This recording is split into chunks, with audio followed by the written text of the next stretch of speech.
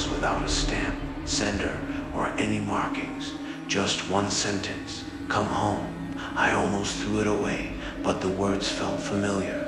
I searched the address online, nothing, no records, no ownership history. Yet something deep inside me whispered, "You know this place."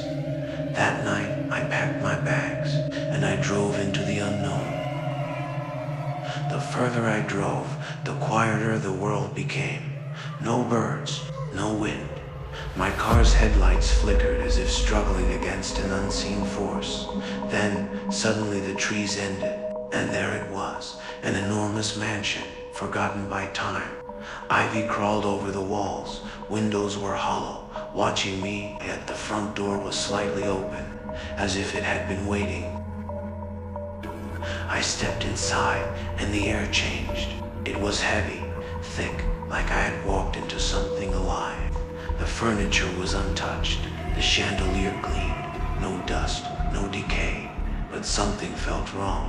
Then I saw it, a dining table, fully set, plates, wine glasses, candlelight flickering, and 5 empty chairs. One at the head, as if expecting a family, as if expecting me. A sound, a whisper, it came from upstairs, ... The grand staircase stretched into darkness, leading to a hallway I couldn't remember, but I knew I had been here before.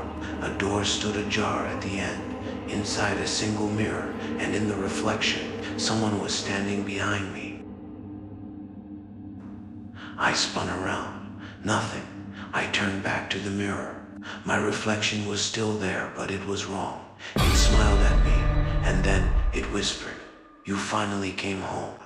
The lights flickered, the door slammed shut, and the whispers grew louder. The walls shifted, the air thickened.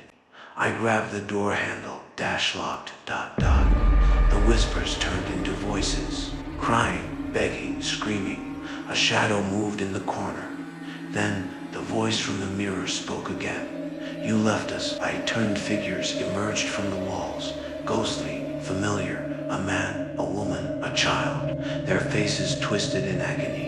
"You forgot us." My breath hitched. They were my family. Memories flooded back.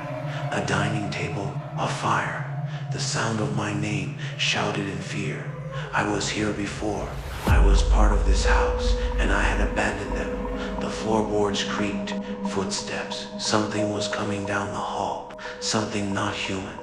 I turned, the mirror rippled like water. My reflection reached out. "You have to stay."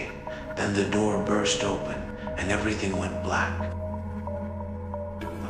I woke up in the chair at the dining table. The plates were full now, the wine glasses overflowing, the other chairs occupied. I recognized them now. Mother, father, sister, brother, dead, waiting, their eyes locked onto mine. "Eat," my mother whispered. I reached for the spoon. The food moved, a single bite, and I would belong here, forever. I bolted from the chair. The walls groaned. The house shook. I ran toward the front door cover. I turned down a hallway. It stretched endlessly behind me. Footsteps, faster, closer. A shadow loomed up.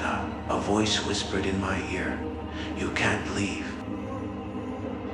I spun around. My reflection stood there, not in the mirror, in front of me. ... It reached forward, hands gripping my throat. My lungs burned, my vision blurred. The last thing I saw, my reflection stepping into my body. Then the whisper stopped, and the house fell silent. Morning, ... sunlight, birds chirping, a knock at the door. I stood up. My body felt different.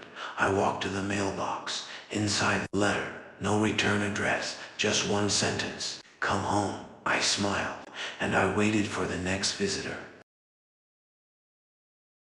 Don't forget to subscribe to the channel for more stories and like the videos.